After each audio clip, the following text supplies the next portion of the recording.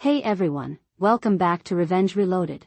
The instant my brother sneered at my job right in front of the whole table at Thanksgiving, with Dad jumping in to warn me not to embarrass the family, I knew they'd never see me as anything but the disappointment.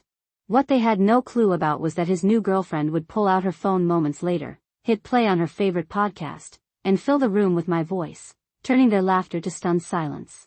My name is Ava. I am 28. And to them, that means I should have a real job by now, one with a uniform, a title, and a supervisor they can boast about over coffee. I don't have any of that. I work solo in a cramped loft with a mic and a computer. And somehow, that's enough for my brother to treat me like the family failure. This year, he strolled in with a new girlfriend on his arm, all charm and easy questions. And for some reason, everyone kept shooting glances my way like they were expecting a spectacle. After he droned on about his metrics at work, she finally turned to me and asked, "So, what do you do?" I took a breath to respond, but Dad cut across the table and said, "Don't embarrass us tonight." The whole room erupted in laughter. My brother smirked and added, "Maybe lie this time so you don't sound so pathetic." I sat there, face flushing, while my own family chuckled at the life I'd carved out. And I just smiled, took a sip of my water, and let it slide. A few minutes later, his girlfriend fished out her phone to share her go-to podcast for commutes, tapped play, and my voice echoed through the room. She froze, stared at the screen, then at me, and suddenly the laughter died, their faces turning ghostly white. If your family has ever turned your passion into a punchline, keep listening, because that night was the last time they mocked my work without facing the fallout. When I finally got back to my loft that night, the quiet hit me harder than the chill. I tossed my keys on the shelf and just stood there in the shadows, replaying my own voice ringing out from the dining room hours earlier. One moment, my brother was cackling about how I should fabricate a job, and the next, his girlfriend was cueing her favorite podcast, and my narration poured out of her phone like an uninvited guest. She looked at me with wide eyes. My parents shifted uncomfortably. And for the first time all evening, no one had a quip ready. I didn't clarify. I just shrugged, said it rang a bell, and watched the blood drain from their expressions. My brother switched topics so abruptly you'd think the smoke alarm had gone off. Driving home after, the city lights blurred across the glass, and every stop sign felt like another jab I'd swallowed over the years. My brother's name is Jordan. He's 31, works in finance for a brokerage firm, and my parents rave about him like he's a celebrity. My dad, Thomas, loves bragging about Jordan's deals and his bonuses. My mom, Karen, hoards anecdotes about his clients and his power lunches. I'm the flip side of that. I'm the kid who ditched the corporate track, rented a tiny space in Seattle, and started narrating tales in a nook padded with budget cushions. They call what I do, fiddling with a recorder. They say it like I'm a toddler splashing paint. What they don't know is that the show Jordan's girlfriend played at dinner, the one called Echo Shadows, is mine. 2.5 million subscribers. I craft and voice stories about kin conflicts, treachery, and comeuppance, all in a steady tone that never reveals my true name. Anonymous creator, silhouette icon. It's the only reason I cover my bills, fund my own insurance, and tackle the loans they dismissed. A few years back, I tried sharing when I hit my first 150,000 listeners. I showed them the stats, the ad offers, the fan messages saying my tales helped them feel connected. My dad chuckled and asked when I'd hunt for a proper gig, instead of playing announcer in my closet. My mom suggested I apply at the local call center as an operator. Jordan said, maybe list your podcast under pastimes on a CV. That was the night I decided they didn't deserve VIP access to my world. So, I stopped sharing anything genuine. At Thanksgiving, when my voice unexpectedly invaded their cozy bubble, it felt like fate had cracked the door open for them. They didn't fully grasp what they heard, but they knew something didn't align, that I wasn't the small fry they boxed me in as. Standing in my dim kitchen with the fridge buzzing softly, I realized I was done hoping they'd get it. I couldn't force respect, but I could control what they saw and what stayed hidden. And perhaps, just perhaps, I could ensure the next time my voice reached them, they'd finally comprehend what they'd been ridiculing all along.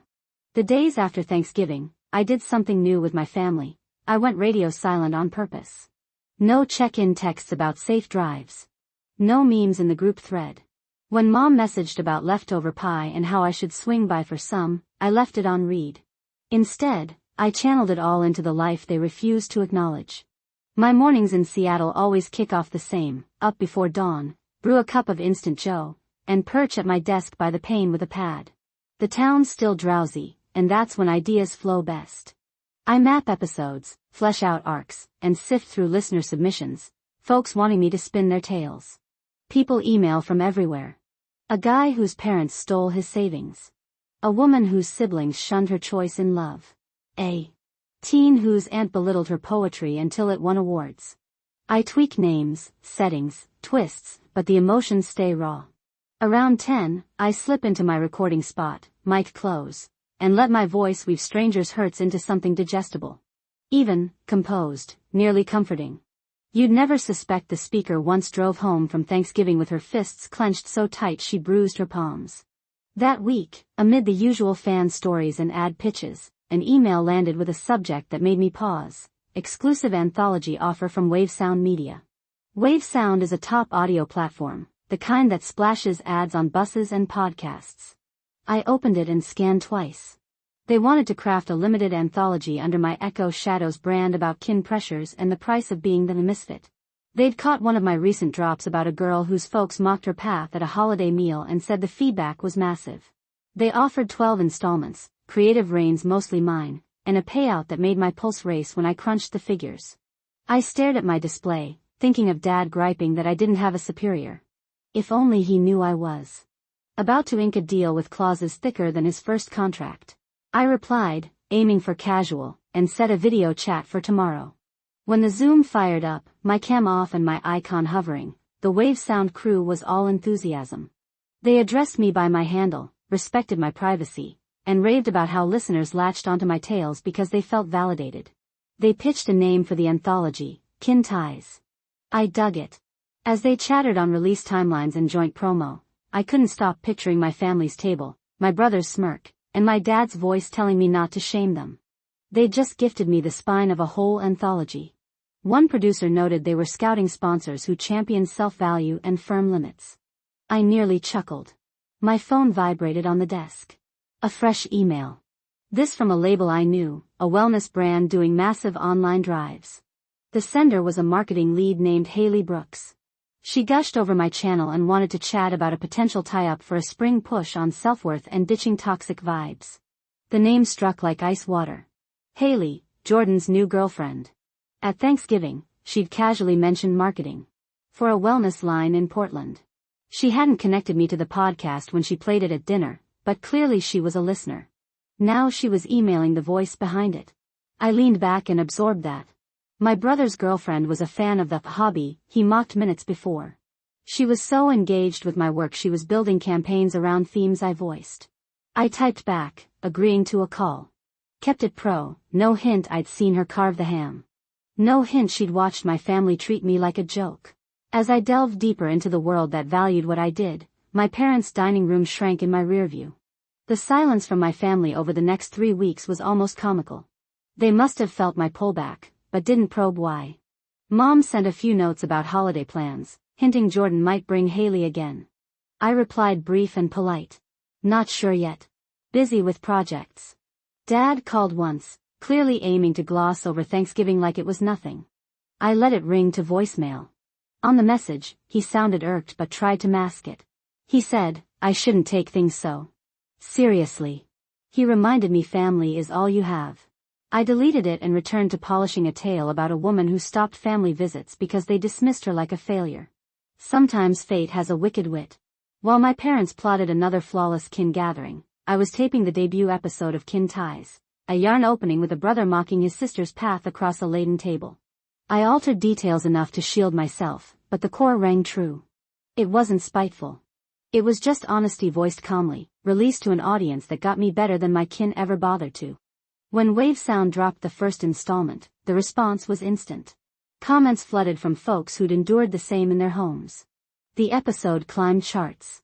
The wellness team sent early cuts of the videos with my narration over visuals of people shedding masks and journaling releases like guilt and approval seeking.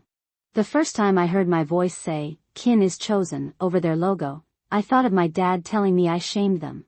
My phone buzzed again. Another message from Mom asking if I'd join for Christmas Eve. She said Jordan and Haley would be there. My gut said say no, stay in my secure loft, order pizza, and scroll others' holiday posts. But a spark in me wanted to step back into that room with my real life's full force. Not to gloat, just to quit faking I was still the flop they scripted. I texted back I'd come for supper. The night of the Christmas meet, the house gleamed the same. Same garlands on the banister, same tree in the foyer, same aroma of roast and spices and evergreen when I entered. Jordan was already there in a sharp sweater, cocktail in hand. Haley beside him, a bit more guarded than I recalled. My mom rushed over with an overly bright beam. My dad clapped my back like he was obliging me just by the gesture. They quizzed on traffic and the forecast.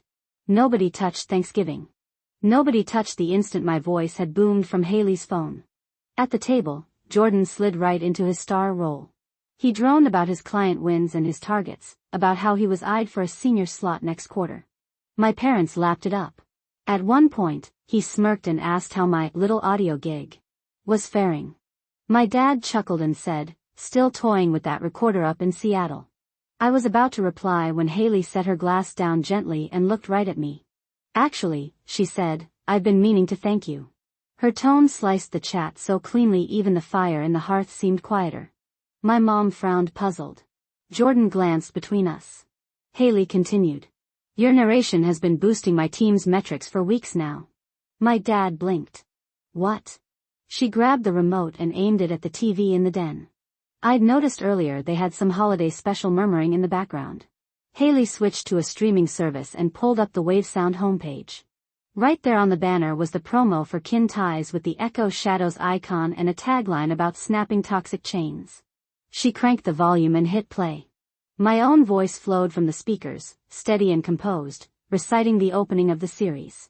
There was no mistaking it this time, no casual shrug, no pretending it just sounded similar. My mom's spoon froze midway to her mouth. My dad stared at the TV like it had betrayed him. Jordan went pale, then flushed, then pale again. Haley paused it after a bit and said, my firm has been running a major drive this month with Ava's voice. Her channel is one of the hottest on WaveSound right now. My mom opened her mouth, closed it. My dad finally managed, you mean that little hobby she does? Haley shook her head. It's not a hobby. It's a venture. She looked at Jordan, and there was something sharper in her gaze. Did you know your sister reaches millions weekly? Did you know the story she dropped about a family mocking their daughter at Thanksgiving went viral? Jordan had no retort for that. My dad looked like he wanted to sink into the floor. My mom dabbed at her eye with a tissue. I felt a strange peace wash over me. This wasn't about rubbing it in. I was just letting reality take the stage. The rest of supper dragged under a heavy awkward hush. Haley barely ate. Jordan made a few lame stabs at chit-chat that fizzled. When plates cleared and Mom served pie, Haley stood and said she needed air. I followed her to the deck. The chill bit my skin like a wake-up call. She hugged her arms and stared at the yard lights. I'm sorry, she said, for what they said to you, for not speaking up at Thanksgiving. I shrugged. You didn't owe me that, I said, though part of me had craved someone at that table to step in. She shook her head. I should have. She paused, then added, I knew something felt off that night. The way they eyed you, the way Jordan laughed. Listening to your episodes after just made it worse. We stood there a minute, breath misting the air. Finally, she said, I can't be with someone who talks about people like that, especially when my whole job is telling women their worth isn't defined by anyone else. I knew what she meant before she voiced it. When Jordan came out minutes later to check on us, she ended it with a few calm, quiet lines. She didn't yell. She didn't cause a scene. She simply told him his attitude toward me, toward my work, and toward his own privilege wasn't something she wanted to build a life on. He tried to blame it on upbringing, on jokes that went too far. But she didn't budge. Watching him scramble for words, it hit me that he was finally tasting a sliver of what it felt like to have your reality dismissed by someone you thought cared. I didn't pity him. Not quite, but I recognized the expression. A few weeks later, after the holidays, I heard through a shared contact that Jordan's firm didn't pursue the partnership they'd been eyeing with Haley's brand. Apparently, when the agency asked Haley privately if she trusted the team on his side, she didn't exactly give a rave review. He kept his position, but the advancement he'd boasted about quietly vanished. Officially, it was due to reorg. Unofficially, everyone knew leadership had opted for folks who embodied the values they sold, not undermined them at home. My dad never mentioned that. My mom never brought up Haley again.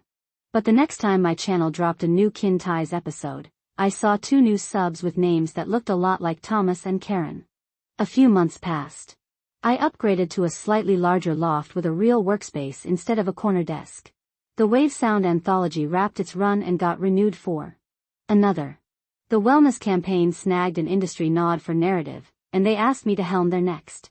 I started hosting online sessions teaching fellow creators how to craft anonymous brands, how to safeguard while sharing meaningful tales. Every so often, my phone would ping with a message from Jordan. He kept them brief and casual. Hey, hope you're good. Any tips for someone dipping into content? Think you could link me with someone at Wave Sound? I always replied politely, but never handed over what he sought. I told him there were tons of free guides online. I suggested he start by listening more and speaking less. I didn't offer to stake my rep for someone who'd only ever used it as a joke. My parents, for their part, eventually sent a lengthy email. Mom penned most. She said they'd binged Kin Ties. She said some installments were tough to hear because they saw themselves in the parents who dismissed their kids' pain as oversensitivity or theatrics. She apologized for labeling my workup phase, for acting like love meant molding me instead of backing who I was. My dad added a brief note at the bottom. He didn't say sorry outright, but admitted he'd been wrong about what counts as a real job. He said he was proud I could sustain myself doing something I forged. I read the message twice. It didn't erase the years of mockery. It didn't wipe Thanksgiving where he told me not to shame them, but it was a step. I replied that I appreciated the apology. I said I was open to contact, but needed them to grasp my life wasn't theirs to judge anymore. I'd visit when ready, not out of duty. I'd share what I chose, not what they demanded. They said they got it. Maybe they did, maybe not. What mattered was that I finally believed it myself. The oddest part of all this was how many folks caught echoes of my tale without knowing it was mine. Under every Kin Ties drop, thousands of comments piled. People shared about being ridiculed for studying music, about being told their side hustles were distractions, about sitting at tables where everyone praised the corporate kid and ignored the one who built something solo. They thanked me for voicing something they'd never articulated. They said things like, "This makes me feel less alone." It wasn't just me. That was the point. My comeback wasn't really about making Jordan lose a partner or a bump up. Those happened as natural fallout of who he chose to be when he thought no cost would come. What I wanted most was to quit living as the ashamed self they scripted. I wanted my work to be real, not because they finally saw it, but because I did. If you've ever had someone chuckle at your aspirations across a laden table. If you've ever been told to fabricate your life so you don't shame the folks meant to cherish you. You already know how heavy that spoon can feel. Here's what I learned. You don't have to sway them. You don't have to haul them to insight. You craft the life that fits you. You encircle yourself with folks who see you plainly and you draw lines with those who won't. Sometimes life aligns so the ones who mocked you must face exactly what they ridiculed. Their expressions might pale. They might lose things they deemed assured. That's not your burden to handle. Your burden is to keep sharing your tale in whatever shape that takes. And to recall that their failure to see your worth doesn't erase it. Thanks so much for watching. More of my most gripping stories are already on your screen. Click one now and don't miss the best part. You will love it. See you in the next story.